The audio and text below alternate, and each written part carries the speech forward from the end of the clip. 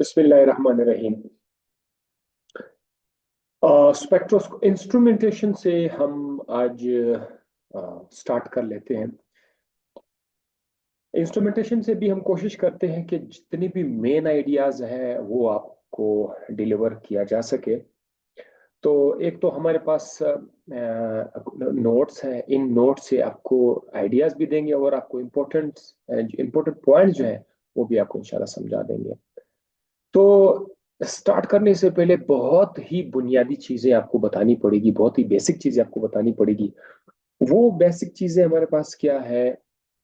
वो है, पहले मैं यहाँ से कहते हैं रेडिएशन से। अब रेडिएशन के लिए कभी हम लोग लफ्ज यूज करते हैं वेव्स, ठीक है। अगर ये आज हम देख समझ सकें आज, तो यूं समझ लीजिए कि इंस्ट्रूमेंटेशन में पूरा का पूरा जाने के लिए, मुकम्मल तौर पर समझने के लिए, यूं समझ लीजिए कि सीढ़ी का सबसे पहला स्टेप ये है कि आप इसके बगैर जा ही नहीं सकते। रेडिएशन क्या है? रेडिएशन कोई लाइट है, आप यहाँ पे खड़े हैं और यहां से सनलाइट, सूरज की रोशनी आ रही है। ये क्या है? ये लाइट, ये आपका रेडिएशन है। या कोई बल्ब जो है वो जल रहा है, उससे आपको रोशनी मिल रही है, ये लाइट,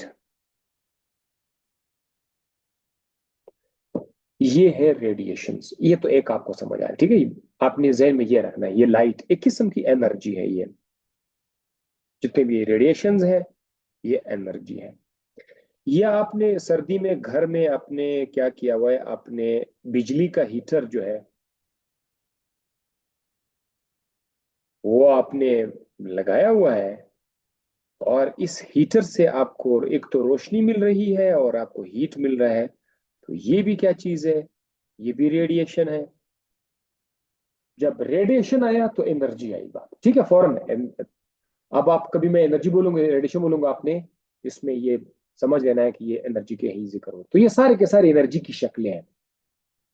कहीं पर आप उसको लाइट बोल रहे हैं, कहीं उसको रेडिएशन बोल रहे हैं। इन्हीं को असल में इलेक्ट्रोमैग्नेटिक रेडिएशंस भी कहा जाता है। इलेक्ट्रोमैग्नेटिक रेडिएशंस आपके बुक में भी कहा जाता है, इलेक्ट्रोमैग्नेटिक रेडिएशन।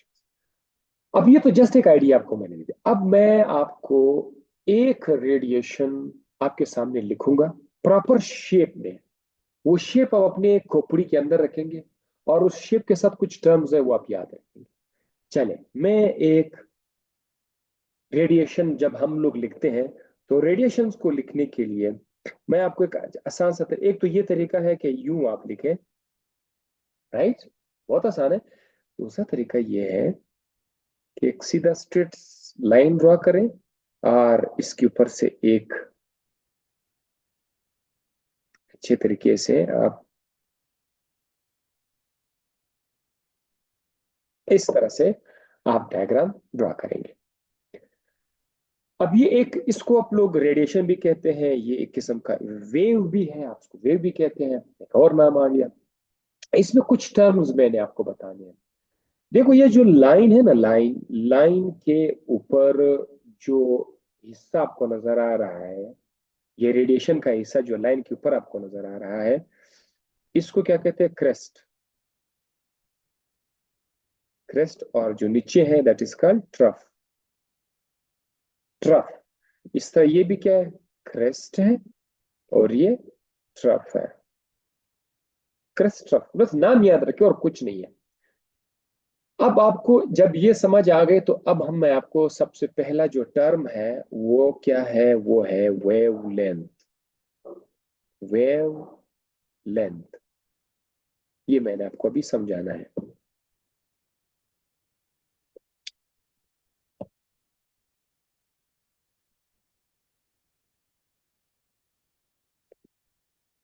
अब जरा देखते हैं वेवलेंथ क्या है। एक क्रस्ट और दूसरे क्रस्ट मतलब साइड साइड पे जो पड़े हुए क्रस्ट के दरमियानी फासले को, ये जो इसके दरमियान जो फासला है, इसको वेवलेंथ कहा जाता है। और इसको हम लोग इस निशान से जाहिर करेंगे। ये वाला जो निशान है, ये वेवलेंथ का निशान है। सो क्या चीज है? द डिस्टेंस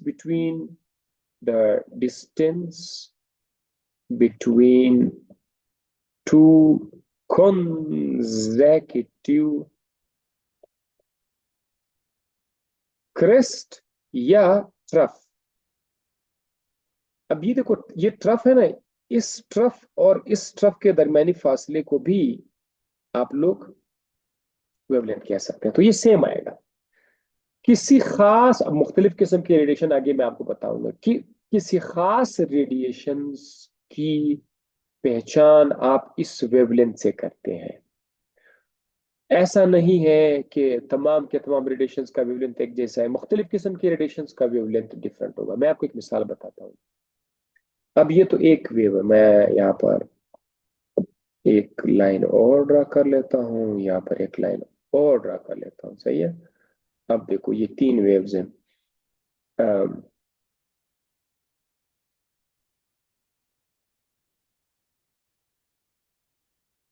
ये एक है,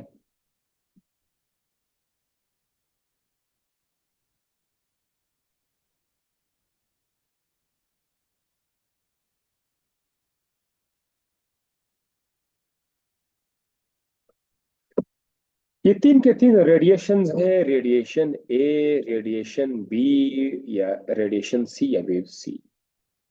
इसमें आप अगर आप गौर से देखो तो ए का वेवलेंथ ज्यादा है। ए का वेवलेंथ ज्यादा है, आप देख सकते हैं फासला काफी ज्यादा है। बी का जो वेवलेंथ है, इसमें अगर आप चेक कर लें तो ये फासला थोड़ा सा कम हो गया है।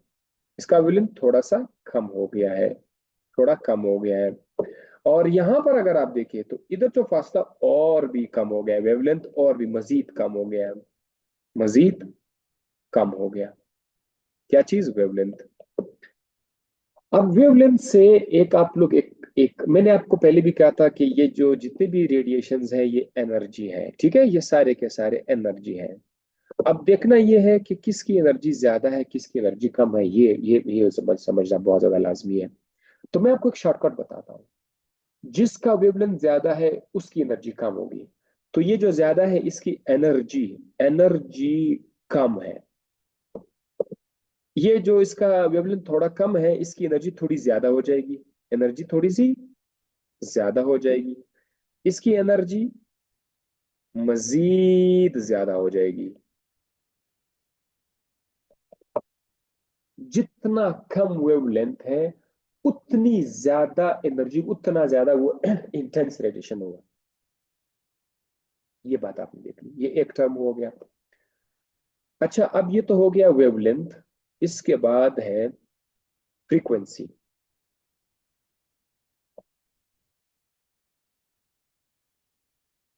अब हम आते हैं फ्रीक्वेंसी की तरफ।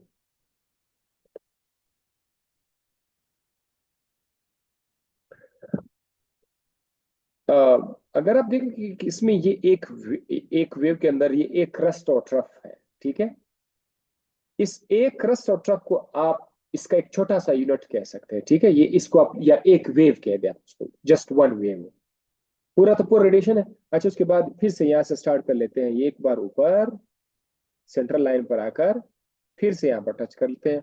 ये आपका दूसरी वेव है, एक ही रेडिएशन के अंदर सेकेंड वेव है। अच्छा, उसके बाद फिर से आप यहाँ पर आ गए। ठीक है, थर्ड एंड सो ऑन।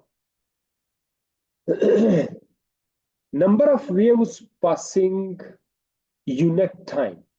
एक अब सपोज करते हैं मैं यहां से एक एक पॉइंट है, यहां से ये एक जगह है, एक पॉइंट है, यहां से ये वेव ने गुजरना है। आप कह रहे हैं कि एक मिनट के अंदर या एक सेकंड के अंदर एक खास टाइम ले लेते हैं। उस एक खास टाइम में कितनी वेव्स पास हो रही है एक यूनिट टाइम में, उनकी तादाद को कहा जाएगा फ्रीक्वेंसी। फ्रीक्वेंसी। Frequency, frequency. तो जिस तरह हर वेव का वेवलेंथ होता है उस तरह हर वेव का फ्रीक्वेंसी होता है। फ्रीक्वेंसी बाज बुक में उन्होंने एफ लिखा हुआ है, बाज बुक में उन्होंने इस तरह से वी लिखा हुआ है, ठीक है। पर जैसे आपको जिधर जो भी नजर आ जाए वही बस फ्रीक्वेंसी के सिंबल होते हैं, ठीक है। ये था frequency, number of waves passing through unit in a unit time, number of waves passing in a unit time, एक खास टाइम में कितने वेव्स पास हो रहे हैं, ये था फ्रीक्वेंसी। अब एक और चीज भी है।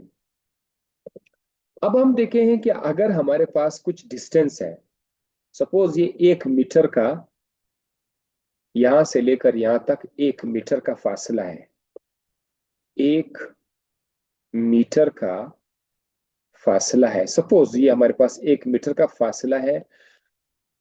अब हम देखते हैं कि इतने 1 मीटर के फासले में हम मुख्तलिफ किस्म के वेव्स लाएंगे और फिर देखेंगे कि इसमें कितने वेव्स आ सकते हैं, number of waves in a unit distance, ठीक है, उसमें कितने आ रहे हैं। तो अब जरा देखते हैं, एक ये वेव है,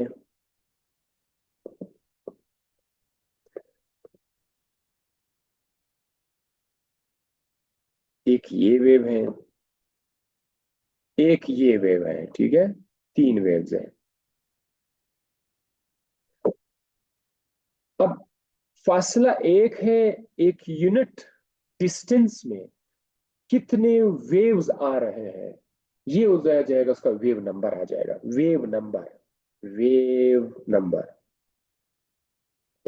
यूनिट डिस्टेंस में एक खास फासले में कितने वेव्स आ रहे हैं, that will be wave number. तो अब आपने देखा वेवलेंथ देखा, अपने फ्रीक्वेंसी देखी और आपने वेव नंबर देखा, ठीक है। एक और चीज रह गया, ये जो लाइन से लेकर फासला इसके टॉप टॉप तक आएगा ना, टॉप तक, यहां तक लाइन से लेकर यहां, इसको पता है एम्पलीट्यूड, एम्पलीट्यूड। कुछ टर्म्स है, यहां से लेकर ये भी एम्पलीट्यूड है, ये भी एम्पलीट्यूड है, ये भी एम्पलीट्यूड है, सही है। सो अब ये मैंने आपको कुछ बेसिक चीजें बता दी, ये हो गए, फिर हम नोट्स की तरफ जाएंगे, ठीक है, नोट्स आपके को दिए जाएंगे। अब हमने करना क्या है, देखो ये आपने एक ग्रेडेशन सीख लिया। दरअसल जब इंसान को पता चला कि ये जो रेडिएशंस हैं, ये जो रेडिएशंस हैं, जिसे हमने अभी देख लिया रेडिएशंस, ये रेडिएशंस, इनका एक अच्छा ताल्लुक है, रिलेशन है, रिलेशन है, किसके साथ, मैटर के साथ। मैटर क्या है भाई, जितने आपके पास कोई गैस है कुछ, या लिक्विड है, हाँ, या कोई सॉलिड है, ये जो रेडिएशंस है ये इस मैटर के साथ इंटरैक्ट करते हैं, इंटरैक्ट करते हैं, इनके साथ इंटरैक्ट करते हैं और इनके अंदर काफी चेंजेस आ जाती है।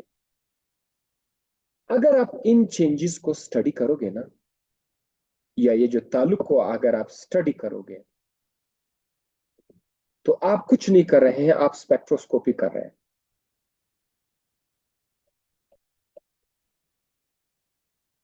The interaction of radiation with matter is called spectroscopy.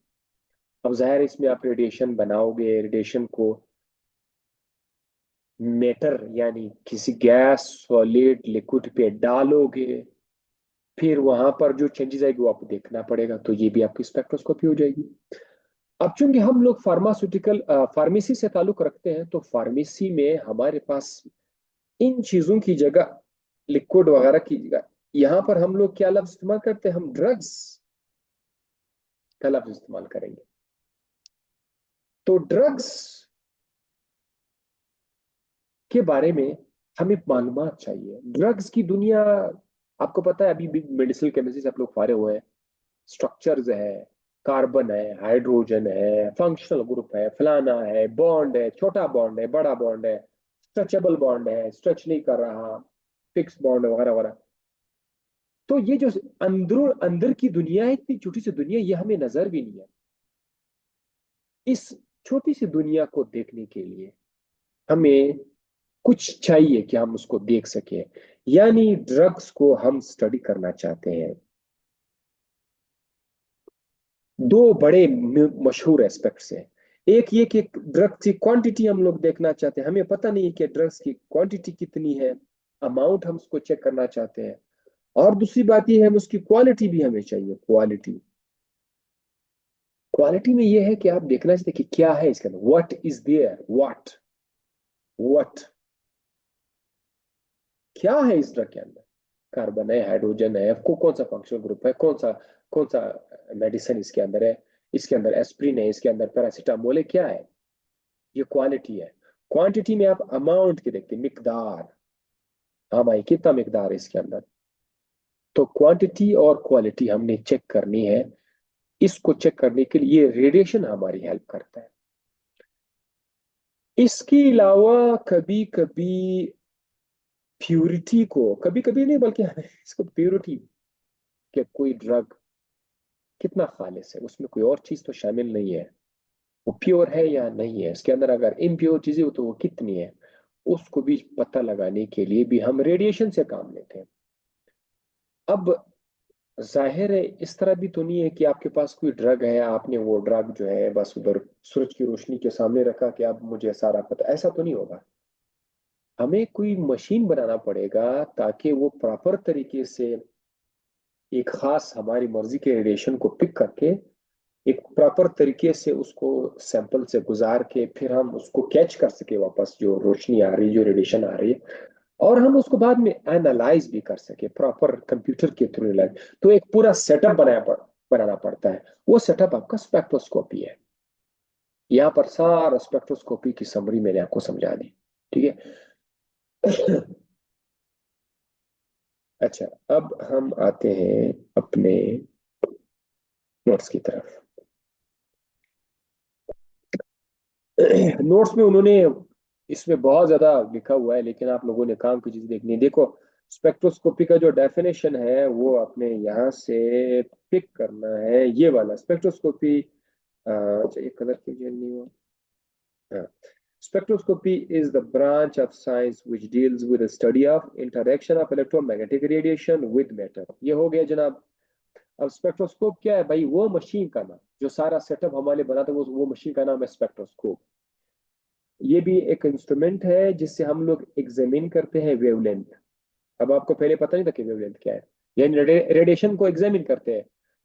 हाँ, अच्छा, एक बात मैं आपको ये बताना मैं भूल गया, मैं जरा वापस इधर आता हूँ, आना चाहता हूँ।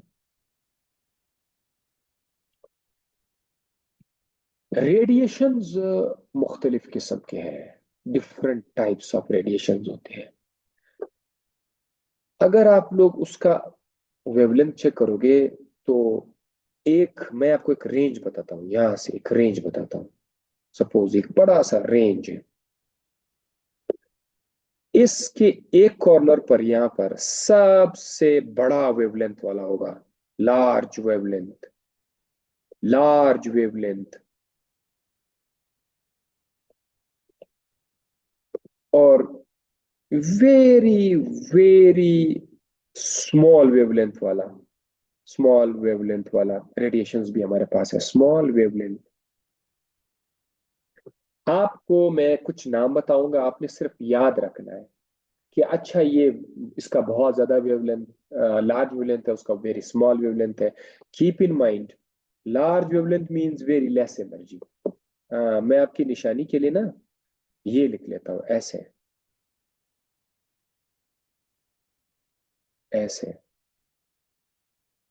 ऐसे, जैसे जैसे उस तरफ जाते हैं ना, तो वेवलेंथ कम होता जाएगा, वेवलेंथ कम होता जाएगा।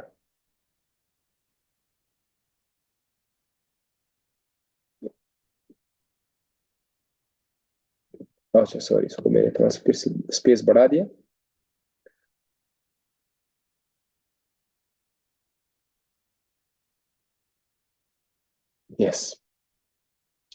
आपको पता था वेवलेंथ दो क्रस्ट ट्रफ के दरमियानी फासला, यहां से देखो, यहां से क्रस्ट और ट्रफ के दरमियान कितना बड़ा फासला है। तो इस साइड पर, इस रेंज में बहुत ज्यादा हाई वेवलेंथ वाले रेडिएशन है। जैसे जैसे आप आगे जाएंगे तो वेवलेंथ छोटा होता जाएगा। मैंने फिर भी डायग्राम से अच्छा तो वो नहीं किया, लेकिन ये अच्छा स्मॉल होता जाएगा। यहाँ पर आप देख सकते हैं, यहाँ पर वेवलेंथ काफी ज्यादा कम वेवलेंथ है, और ये बहुत हाई एनर्जी वाला रेडिएशन इस साइट पर होगा। ये एक रेडिएशन नहीं है, मैं जैसा आपको बता रहा हूं कि हमारे पास मुख्तलिफ किस्म के रेडिएशन होते हैं। अब आपको मैं नाम बताता हूँ।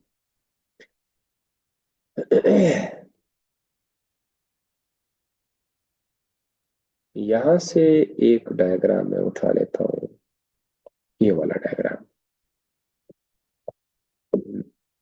यहां से देख सकते हैं आप, बल्कि इसको अगर मैं इस पेज पे दिखा दूं आपको तो अच्छा होगा मेरा ख्याल से। हाँ जी, यहाँ से एक तो इस डायग्राम को आप देख सकते हैं। इसमें आपको जैसे एक आइडिया मैं दे रहा हूँ, और कुछ खास चीज में नहीं है। अ, इधर आप सबसे नीचे अगर आप देखें,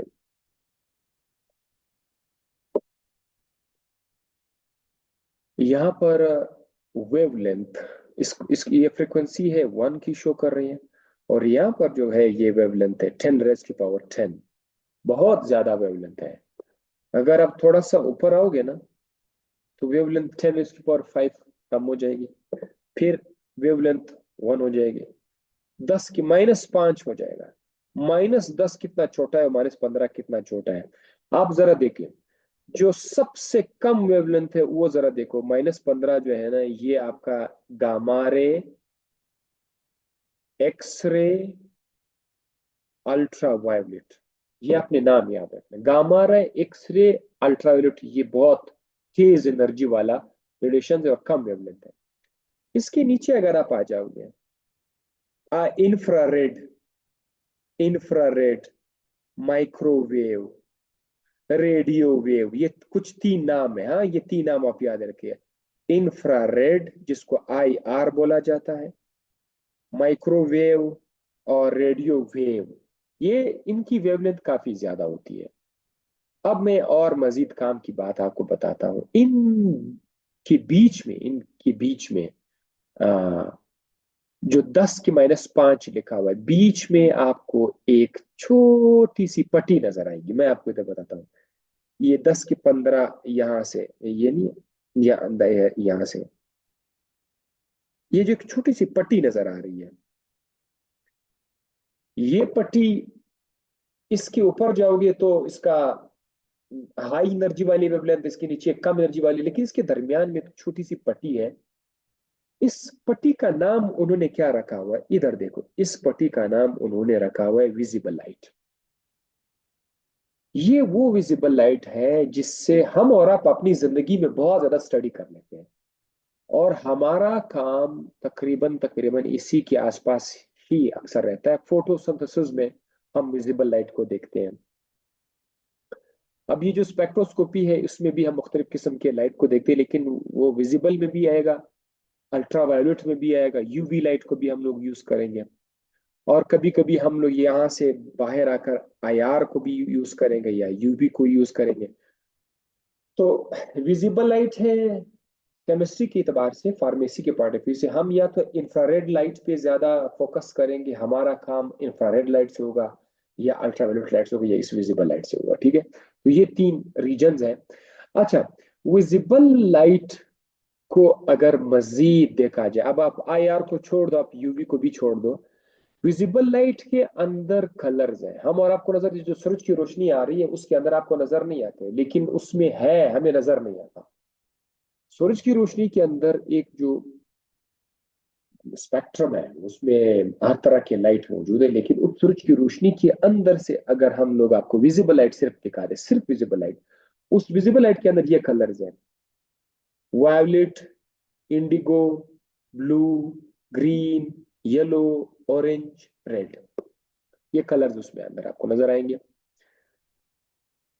तो इस कलर्स में भी अगर आप देखिए, वायलेट की एनर्जी सबसे ज्यादा है, उसके बाद इंडिगो की एनर्जी है वो कम है, फिर ब्लू ब्लू है, फिर ग्रीन है, सबसे जो रेड है ना, इसकी एनर्जी सबसे कम है, क्योंकि ये नीचे इस साइड पर आ रहे हैं ना, इस साइड पर हमें पता है एनर्जी कम है। तो रेड की एनर्जी कम है, ऑरेंज का ज्यादा है, येलो का उससे भी ज्यादा है, ग्रीन का उससे भी ज्यादा है, ब्लू का उससे भी ज्यादा है, और सबसे ज्यादा जो है एनर्जी वो वायलेट का है। तो ये विजिबल लाइट के कलर आपने याद रखना है। इसको मैंने वाई इंडिया ब्लू ग्रीन, ये ऑरेंज येलो, ये ऑरेंज रेड है। वाई इंडिया ब्लू ग्रीन, मैंने जैसे why India blue green, so why इसमें ये किया हुआ है violet, why India blue green, ये यानी येलो, ये ऑरेंज रेड है, ये orange why India blue green, ये ऑरेंज रेड है। इस तरह से ये तरतीब आपके जहन में वैसे बैठ जाएगा। हाँ जी। सो अब आपको अंदाजा हो गया कि मुख्तलिफ किस्म के रेडिएशन होते हैं, हर रेडिएशन का अपना खास वेवलेंथ होता है। हत्ता कि जब आप विजिबल लाइट उठाओगे ना, विजिबल लाइट जब आप उठाओगे, तो इस विजिबल लाइट के अंदर भी मुख्तलिफ किस्म के वेवलेंथ है। अब आप वायलेट उठाओ ना, वायलेट का अपना वेवलेंथ है। आप इंडिगो उठाओ, इंडिगो का अपना वेवलेंथ है। आप ब्लू कलर उठाओ, उसका अपना वेवलेंथ है। तो हर कलर का, हर वेवलेंथ का, हर रेडिएशन का अपना एक खास वेवलेंथ होता है। ये बात अगर आप माइंड में रखोगे, आपके लिए इंस्ट्रूमेंटेशन काफी आसान होगा। चलिए, ये मैंने यहां से कर दिया। अब मैं यहाँ पर आ जाता हूँ। सो क्या रहे कि examine the wavelength of electromagnetic radiation, instrument containing N entrance slit. Slit छोटे छोटे दरवाजे, खिड़की को बोलते हैं। इससे मतलब एक ऐसा जगह जिससे रोशनी अंदर आएगी। इसमें रिंग डिवाइस, जैसे कि प्रिज्म, ये उन्होंने यहाँ पर कहते हैं कि स्पेक्ट्रोस्कोप में ये दो से ये आप आगे बताएंगे कि स्पेक्ट्रोस्कोप में दो चीजें नहीं, और भी बहुत सारे पार्ट्स है वो आपको बतानी है। अच्छा, अब important terms use in spectroscopy में, वेवलेंथ आप लोगों ने देख लिया है, ठीक है, ये ऑलरेडी हो गया है। अब वेवलेंथ का यूनिट क्या है जरा देखेंगे। वेवलेंथ को एंगस्ट्रॉन में भी लेते हैं, जो कि 10⁻10 मीटर के बराबर है। 10⁻10 मीटर, ये एंगस्ट्रम के बराबर। कभी वेवलेंथ एंगस्ट्रम में होगा, अक्सर नैनोमीटर में होता है। ये देखो नैनोमीटर में, 1 नैनोमीटर 10⁻⁻৯ मीटर के बराबर है। 10⁻⁻9 मीटर के बराबर है। और कभी माइक्रोमीटर में होगा, तो 1 माइक्रोमीटर जो है ये 10⁻⁻6 मीटर के बराबर है। ये आपने याद रखना है। बाकी आपको ये देखो क्रस्ट नजर आ गई, ये क्रस्ट और ट्रफ, क्रस्ट ट्रस्ट के दरमियान फासला वेवलेंथ है। फ्रीक्वेंसी भी बनाता है, the number of waves passing through a given point in a unit time is called frequency radiation. Frequency को किस चीज से शो किया जाता है? म्यू से। ये निशान मैंने आपको बताया था, म्यू म्यू म्यू म्याओ, और लाइक दिस म्यू, इसको म्यू म्यू का निशान है। ये वी नहीं है, ये थोड़ा सा ऐसा है, म्यू। फ्रीक्वेंसी का यूनिट क्या है? इसको हार्ट्स का, ये आपने नोट करना है, हार्ट्स, फ्रीक्वेंसी का यूनिट हार्ट्स है। या इसको साइकिल पर सेकंड भी कहा जाता है, साइकिल पर सेकंड भी कहा जाता है, ये आपने नोट करना है। भाई पर सेकंड आपने बताया, आपको बताया गया कि यूनिट टाइम के हिसाब से। तो साइकिल पर साइकिल मतलब वो ये वाले क्या, ये साइकिल्स है। एक साइकिल, दो साइकिल, तीन साइकिल, चार साइकिल, तो साइकिल्स पर सेकंड। अच्छा, उसके बाद है वेलोसिटी। हर वेव का अपना स्पीड होता है, ये मैंने नहीं बताया था। तो जिस तरह आपकी गाड़ी का अपना स्पीड होता है, तो वेव का भी एक स्पीड होता है। वेलोसिटी उसको वी से शो करता है, ठीक है। ये इसका जो फार्मूला है वो आपने याद रखना है कि किसी वेव की स्पीड फाइंड करने के लिए आपने करना क्या है? स्पीड फाइंड करने के लिए बस आपने उसका वेवलेंथ उठाना है, मल्टीप्लाई करना है उसको फ्रीक्वेंसी के साथ, तो आपके पास स्पीड आएगा। राइट। और स्पीड का, वेलोसिटी का यूनिट क्या है? मीटर पर सेकंड। ये फर्स्ट ईयर क्लास 9 की फिजिक्स का टॉपिक है। वेव नंबर भी मैं बता चुका हूँ। Wave number is the number of waves per unit length, और wave number is the reciprocal of waves wavelength. Wave number का जो निशान है, सिंबल है, वो इस तरह बार लिखा है, वी के ऊपर बार लिखा जाता है, ये वेव नंबर है। वेव नंबर के लिए फॉर्मूला आपने के लिए याद रखना है 1 अपॉन वेवलेंथ। वेवलेंथ का उल्टा कर दो, ये वेव नंबर आ जाएगा। ठीक है, रेसिप्रोकल इसी को बोलते हैं। और इसको कैसे एक्सप्रेस किया जाता है, पर सेंटीमीटर या पर मीटर। जाहिर है अगर अगर आपने फासला मीटर में लिया हुआ है तो पर मीटर बोला करेंगे, अगर आपने फासला सेंटीमीटर में सेलेक्ट किया हुआ है तो फिर पर सेंटीमीटर आपने बोलना है। एम्पलीट्यूड भी मैं बता चुका हूं, ये भी हो गया है डन। ठीक है, ये सब यहाँ पर मैं थोड़ा ज्यादा एक्सप्लेन कर रहा हूँ तफसील, ये चीजें बुनियादी चीजें हैं, आगे जाकर आपको सिर्फ मैं पॉइंट टिक मार करता जाऊंगा। एम्पलीट्यूड भी हो गया। Relation between frequency velocity and wave number, ये आप लोगों ने याद रखना है कि हर वेव का फ्रीक्वेंसी है, वेलोसिटी है, वेव नंबर है। तो आपने ताल्लुक याद रखना है फ्रीक्वेंसी वेलोसिटी वेव नंबर के दरमियान। सबसे नीचे आ जाए यहाँ पर, v is equal to c upon lambda. v is equal to c upon lambda. v तो आपने सुना है कि क्या है, वेव नंबर, स्पीड। इसमें c क्या है, c is equal to speed of light. c is equal to speed of light. ये 3 × 10⁻⁸ मीटर पर सेकेंड है। ठीक है, ये यहाँ पे लिखा हुआ है 3 × 10⁸ मीटर पर सेकेंड। ये फार्मूला आपने याद रखना है। ठीक है, स्पीड का ये भी formula v is equal to c upon lambda. बाकी एनर्जी आपको मैं बता चुका, यहाँ से आपको जरूरत ही नहीं है एनर्जी कि हर रेडिएशन एनर्जी है, तो फिर आपको उसको इसकी तरफ आने की जरूरत ही नहीं है। रेडिएशन एनर्जी है तो ठीक है। और आपको बताया गया है कि किसकी एनर्जी ज्यादा है, किसकी एनर्जी कम है, आपने वो आइडिया रखना है, इसको छोड़ो। अच्छा, अब फोटोन के बारे में बताता हूँ। देखिए, हम रेडिएशन को यू लिखते हैं ना, सही है। अब मैं आपको एक बात बताता हूँ, एक जमाने तक तो ये था कि रेडिएशन इस तरह से वेव होते हैं। बाद में पता चला कि हर रेडिएशन के अंदर छोटे छोटे यूनिट्स होते हैं।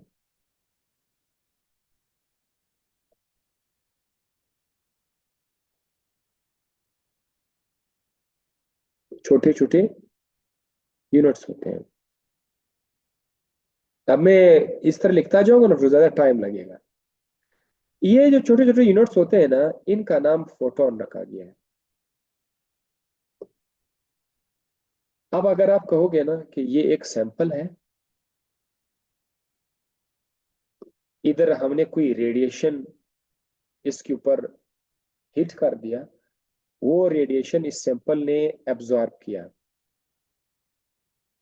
सैंपल ने वो रेडिएशन क्या किया, एब्जॉर्ब किया। तो अब आप ये नहीं कहेंगे रेडिएशन एब्जॉर्ब हुआ, अब आप कहेंगे फोटोन एब्जॉर्ब हो गए। एक फोटोन की एक खास एनर्जी होती है।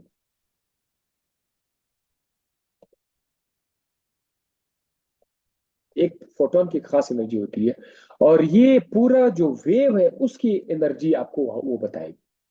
तो number of photon is equal to the total energy of the waves. जितनी ज्यादा फोटोन होंगे उतनी ज्यादा उसमें एनर्जी होगी। ठीक है, अब यहाँ पर देखिए, energy positive by single photon multiply by total number of is equal to the total energy. अब ये पूरा का पूरा वेव की जो एनर्जी है वो आपको कैसे, ये जितने भी फोटोन है ना, यहाँ पर ये photon photon photon photon photon photon, तमाम फोटोन की एनर्जी जो है ये एक वेव की एनर्जी आ जाएगी। सही है, ये भी हो गया आपका। अच्छा, अब मैं आपको एक बहुत प्यारी सी बात बताने जा रहा हूँ। ये आपका सैंपल है, सैंपल के अंदर क्या है, मॉलिक्यूल्स है, आपके ड्रग के मॉलिक्यूल्स हैं। जब आप उससे लाइट पास करोगे और वो लाइट जो है, कुछ लाइट एब्जॉर्ब, सपोज मैं आपको एक मिसाल बताता हूँ, इधर से लाइट की एनर्जी आ रही थी 100 जॉल की एनर्जी थी, ये वाली लाइट जो आ रही है, जब सैंपल से आपने उसको पास किया तो सैंपल के बाद उसकी एनर्जी जो थी वो 30 जॉल हो गई। क्या मतलब है, क्या आपको कुछ समझ आ रहा है कि क्या, इसका मतलब ये है कि ये जो मॉलिक्यूल है इन्होंने कुछ एनर्जी इसकी एब्जॉर्ब कर दी, कुछ एनर्जी इन्होंने क्या कर दिया, एब्जॉर्ब कर दी। और जो एनर्जी एब्जॉर्ब नहीं हुई वो बाहर चली गई। हाँ, किधर चला गया मैं?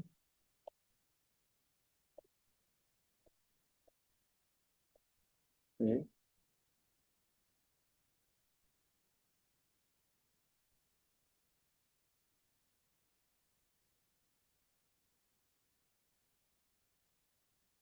हाँ जी, जो एनर्जी उन्होंने एब्जॉर्ब नहीं की थी वो बाहर चली गई। हम लोग इस तरतीब को देकर, ये जो एनर्जी बाहर आ रही है ना, और ये जो एनर्जी अंदर की तरफ आ रही है, ये भी ज़ाहिर है फोटोन है, वो भी फोटोन है। हम इन दोनों के डिफरेंस से काफी मालूमात हासिल करते हैं। इन दोनों के डिफरेंस से हमें क्वालिटेटिव एनालिसिस का भी पता चलेगा, जैसा मैं आपको बताता, क्वांटिटेटिव एनालिसिस का भी पता चलेगा। बाकायदा हमने मशीन ऐसा बनाया हुआ है, इक्विपमेंट बनाया हुआ है, इंस्ट्रूमेंट बनाया हुआ है कि वो हमें ये बता रहा है कि भाई आपके सैंपल की तरफ कौन सा लाइट आया, उसकी एनर्जी कितनी थी, उसकी फ्रीक्वेंसी कितनी थी, और जब सैंपल से लाइट बाहर गया उसकी एनर्जी कितनी थी, उसका डिफरेंस हमें वो डिवाइस बताएगा, और उस डिफरेंस से काफी मालूमात हमें मिल जाएगी। उस डिफरेंस से हमें पता चलेगा कि इसमें कौन सा फंक्शनल ग्रुप है, इसके अंदर कितना अमाउंट है, और सब कुछ हम बताएंगे। सो अगर आपका लाइट रेडिएशन एब्जॉर्ब नहीं हो रहा है तो कोई फायदा ही नहीं उस लाइट को इस्तेमाल करने, फिर कोई स्पेक्ट्रोस्कोपी का फायदा ही नहीं है।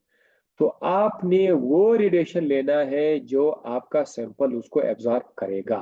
रेडिएशन तो बहुत सारे हैं, तो जो रेडिएशन को एब्जॉर्ब हो जाएगा वही हमने सेलेक्ट करना, ठीक है। अच्छा, ये बहुत मेन आइडिया था, ठीक है। मतलब आप ये देखिए कि स्पेक्ट्रोस्कोपी का जो हार्ड है, कि कोई बंदा यार प्रिंसिपल क्या है, कि आपका जो प्रिंसिपल, कि भाई स्पेक्ट्रोस्कोपी किस किस असूल की बुनियाद पे चलता है, तो वो बुनियाद ये है, रेडिएशन आएगा, सैंपल पर हिट करेगा, सैंपल के अंदर कुछ एब्जॉर्ब हो जाएगा, बाकी बाहर चला जाएगा। इन दोनों के डिफरेंस से हम लोगों को मालूमात मिल जाएगी, ठीक है। बुनियादी कॉन्सेप्ट जब आपको मिल गया, तो अब देखो, अब यहाँ पर हमारे पास यूवी विजिबल स्पेक्ट्रोस्कोपी, जैसे इसका नाम आ जाता है, मेरे स्टूडेंट को एडवांस में पता चल जाता है कि अच्छा अच्छा अच्छा, यूवी विजिबल स्पेक्ट्रोस्कोपी,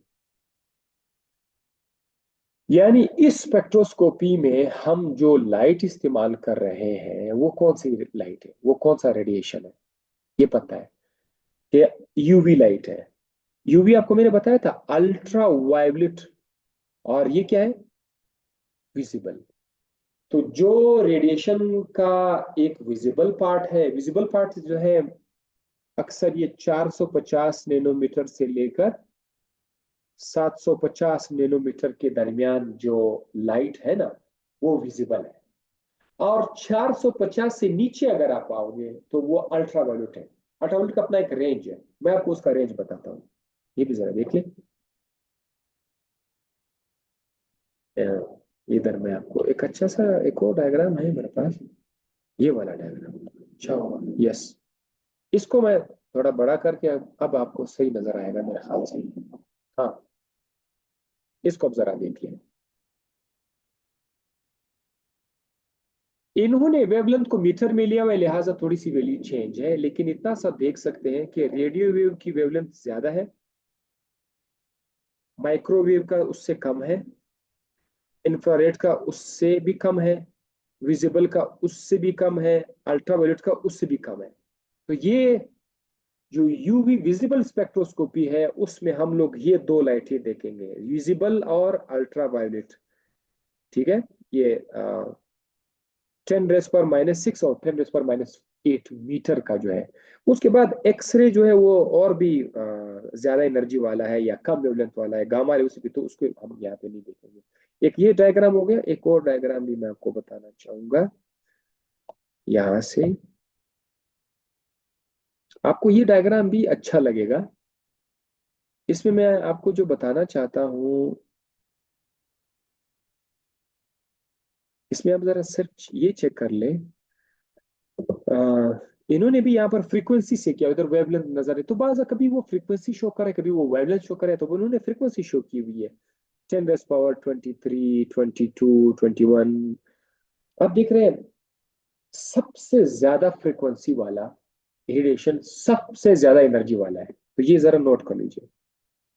फ्रीक्वेंसी जिसकी ज्यादा है उसकी एनर्जी भी ज्यादा है और उसका वेवलेंथ कम होगा। ये एक ताल्लुक आपने ज़हन में बनाना है।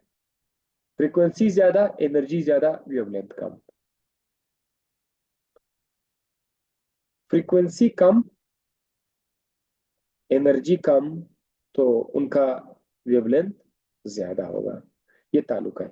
और साथ ही साथ यहाँ पर एक बार फिर से आपको एक पट्टी नजर आ रही है, ये वाली जो पट्टी आपको नजर आ रही है ना, ये वाली। इस पट्टी को अगर आप देखा ना, इन्होंने ये कहाँ से उठाई हुई है पट्टी? ये उन्होंने यहाँ से, ये जो छोटा सा इलाका है ये वाला, ये छोटा सा रीजन है, ये आपका विजिबल रीजन है। इसको उन्होंने थोड़ा सा फिर बड़ा करके वो बता दिया है। इसकी वैल्यूज आपने देखनी है, 450 से लेकर 750 के दरमियान जो है। ये वैसे उन्होंने 1550 भी शो किया हुआ है, लेकिन ये नहीं है। अगर आप देखोगे वैसे विजिबल रीजन ये 450 से 750 के अराउंड है। कभी 800 भी टच करेगा, कभी 700 टच करेगा, लेकिन ये मुख्तलिफ बुक्स में इनकी रेंज आगे पीछे हो सकती है, but 450 750 is the best range. अच्छा, मेरे ख्याल में काफी ज्यादा हो गया। यूवी विजिबल स्पेक्ट्रोस्कोपी का तारुफ हो गया। अब इसको मैं नेक्स्ट लेक्चर में इंशाल्लाह से कंटिन्यू करेंगे, क्या कौन सा लॉ है और क्या चीजें हैं, एंड इसकी फिर क्या एप्लीकेशन है वो भी इंशाल्लाह नेक्स्ट में कर लेंगे।